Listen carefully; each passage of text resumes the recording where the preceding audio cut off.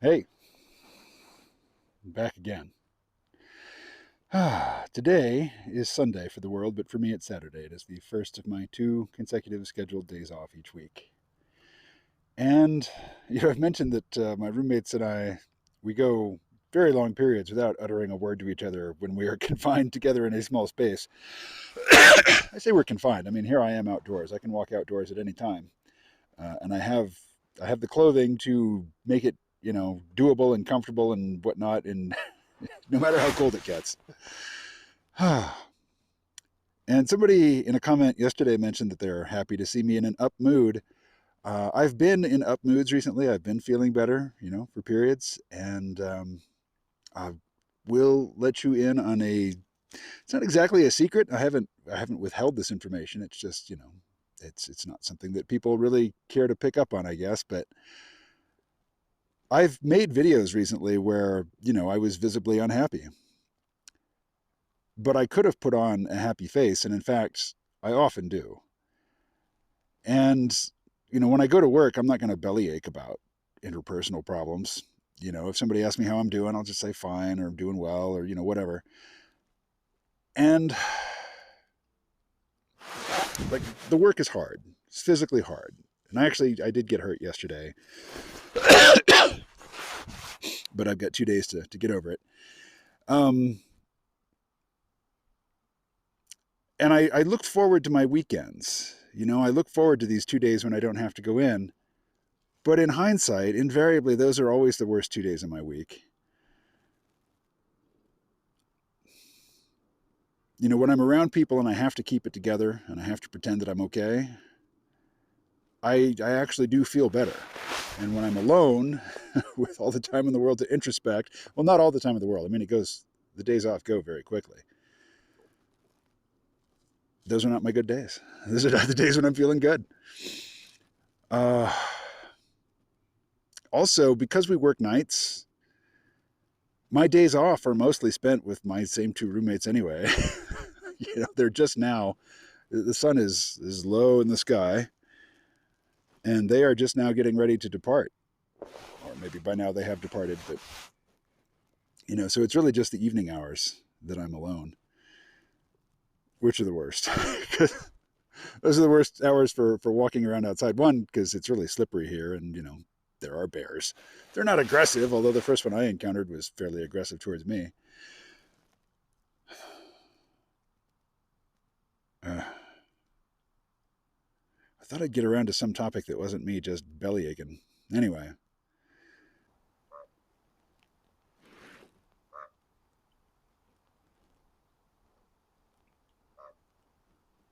he's often around when I'm making videos, or perhaps I should say, I often make videos in his backyard.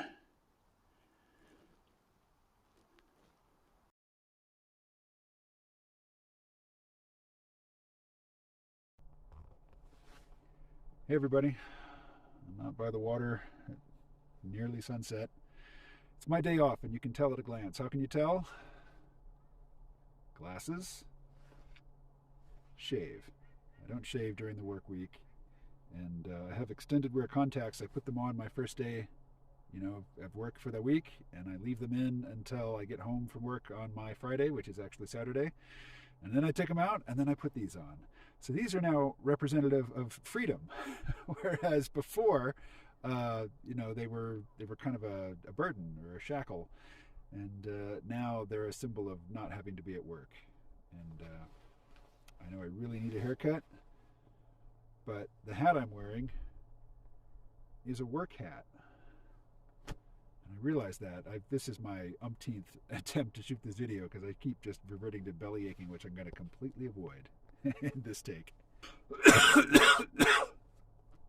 Mm. Even when the lingering COVID cough interrupts things, I will change the subject immediately. I will say that, and I'm going to frame this in an entirely positive way. My experience of the world has gotten better over the last few weeks, and the times when it is the best are when I'm at work, which is ironic because we're wrapping up snowmaking. Snowmaking is nearly over. I will soon be transferring to another department, And I'm really coming to appreciate certain things about snowmaking. One, it's not a customer facing position. Yesterday I had to take a couple of new hires, and why they're still hiring people in snowmaking now when we're almost done, I don't know. But my immediate supervisors have nothing to do with it, and even the guy who runs the department has nothing to do with it. He just gets told, "Hey, we've hired some new people here. Bring them on." So we're just about done with snowmaking, and yet there's brand new people who don't know anything about it that have just come into the department, and it was my task to take them down to the village yesterday and get them suited up in uniforms. And every time I go down there in uniform, customers come up to me and they start asking me questions, and I'm like, it's like, I mean, this is not my work uniform. This is my personal coat, but my work uniform is black. Um, Ski instructors wear blue. People in other departments that are customer facing wear blue. People in red are either ski patrol or they're information. They're people who are specifically tasked with answering the questions of guests. But if somebody's in black, they're a snowmaker, they're a mechanic, they're just not customer facing, and yet there's no reason for the customers to understand the distinction. They see the emblem on my clothing. They see I'm clearly in uniform. I've got, I'm wearing a radio, and they come up to me and they start asking me questions. And I really don't want a customer facing position. And yet the thing I'm probably going to transfer to, lift operations, will have me interacting with the customers all day long.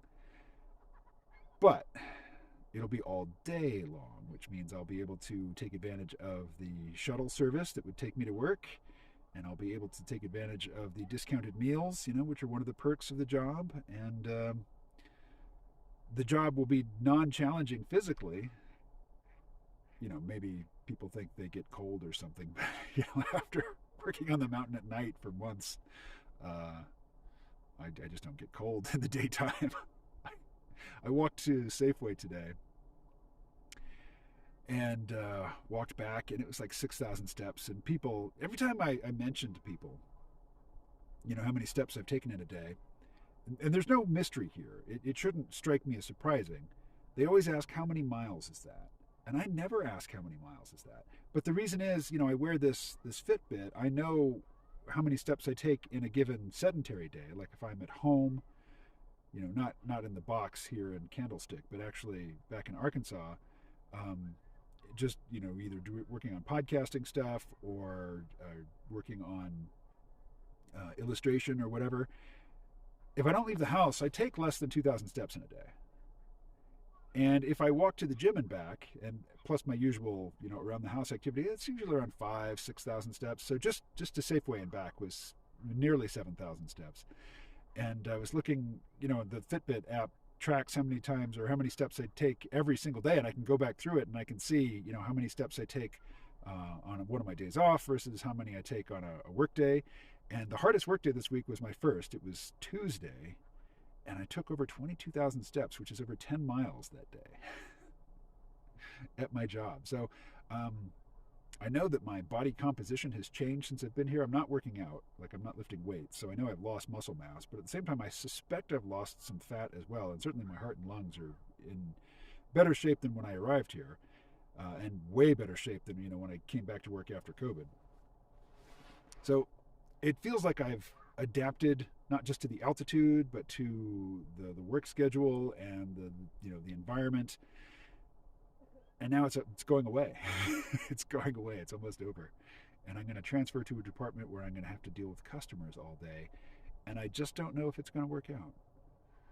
I just don't know. So I know I'm going to Mexico. But other than that, my plans are crazy fluid. I mean, I also know I'm going to the East Coast to visit my kids because I haven't seen them in over a year. And one of them is now a working adult who makes exactly the same amount that I do, but doesn't pay rent and doesn't have any expenses really other than, saving up to buy a car, which he just did. And I'm super proud of him. I'm very, very happy that, he has the opportunity to get a decent car. I myself had planned to get a car with the money that I was going to make here, and now I'm not. I'm saving it for travel. It seems silly to buy a car, drive it back to Arkansas, park it in my mother's front yard, and then leave the country. I'd rather just ship my stuff back and fly back, and I don't know what I'm going to do for the trip to the East Coast. Possibly borrow my mother's car, although I haven't asked her about it yet. I expect she'll say yes, but not counting on it. Was there a theme? Was there a thread? Just kind of like spitting out random pieces right here. I need a haircut pretty bad. Uh, One of the guys that I work with just got a haircut, and he got a haircut in Incline Village, which is a couple villages to the east of here. It's in Nevada, whereas right now I'm in Kings Beach, California. I could start walking that way and easily reach Nevada, or yeah, Nevada. Um, and it's funny, Nevada's kind of this live free or die. I mean, that's the what is it, New Hampshire state motto. But yeah, it's a very libertarian sort of state. And California is a very tax and spend kind of state, and it's really obvious in the state of the roads because they plow the roads here in California, and they barely do. They barely do in Nevada, and certainly not on the same time scale. So you don't have to look for the state line. If you're just driving around the lake in a clockwise direction, it will be very clear to you when you have left California and entered Nevada, particularly in the wintertime after a storm. But anyway, this young fellow went and got his fade, which is to say the sides of his head shaved and then the hair on top cut, not as short. $40 for a haircut. Now maybe you live in a city and that seems like normal to you, but I was paying $10 for my haircut in Arkansas before I left, and I would tip $5, so it was a $15 expense. I forget what he said he tips, like $8 or something. So he spent nearly $50 on a haircut, which is over 2 hours of his salary. But it's expensive here, So that barber, I don't think that barber is being particularly greedy or exploitative. If he's got to rent space here, or if he owns the place and has to pay property taxes on it, he's got to have an income that supports that. It's just very expensive here.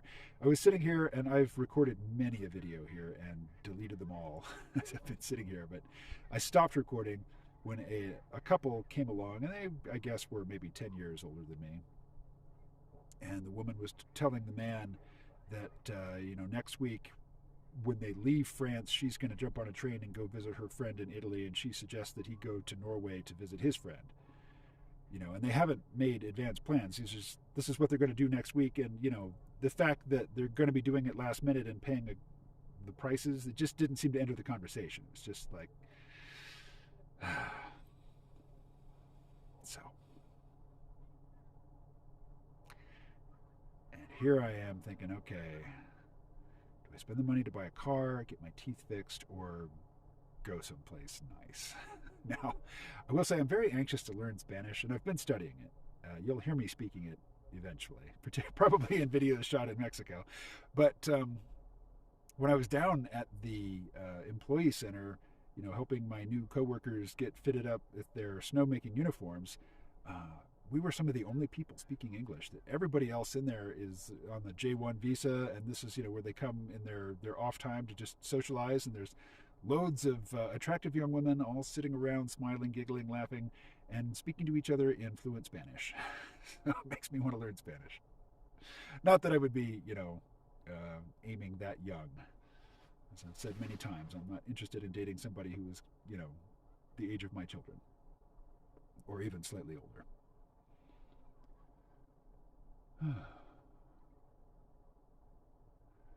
All right, now I've got the after image of the sun in my vision. Oh, it's starting to dip below the mountains.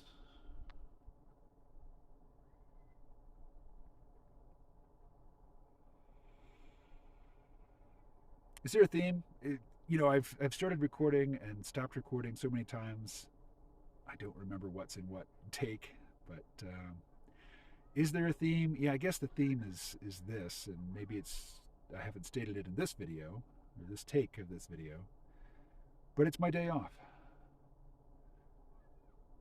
And for me, days off, I think I'm going to get all this work done, podcasting work and other work.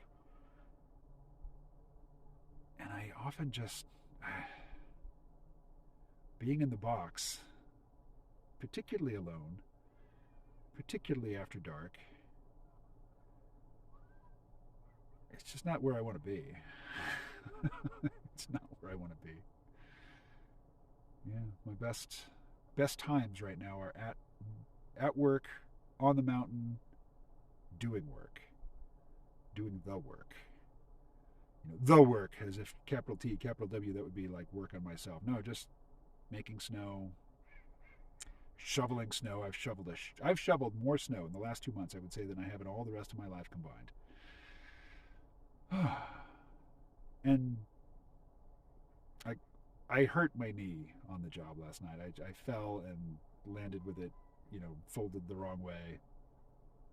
And if that had happened just cold, like if I had suffered a fall like that just out of the blue, you know, even a few months ago, even a few weeks ago, I probably wouldn't be walking today. But because, I'm walking so much and I'm always exerting myself, even though it's, well below freezing most of the time when I'm on the mountain, all the time when I'm on the mountain. If it's not below freezing, there's no reason for us to go up there. But I I suffer all manner of, calamitous mishap and walk away with it with minimal injuries. Like maybe I'm a little sore the next day, but I expected to wake up with my knee the size of a cantaloupe. And it didn't happen. And I think it's because, we are working really hard all the time. We're always warmed up. These injuries don't come out of the blue when I've just, gotten up out of the easy chair. They happen after I've been walking and lifting and pulling and carrying for many hours, and I'm thoroughly warmed up.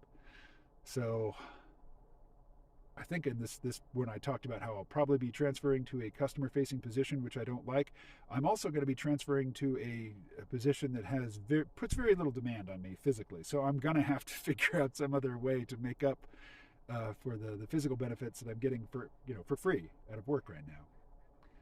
And I quake to think what a gym membership would cost around here.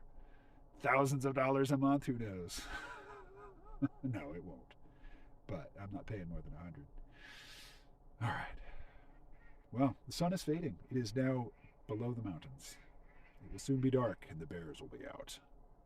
So I'm going to go inside. If you detect a coherent through line in this video, let me know what it was. Talk to you soon.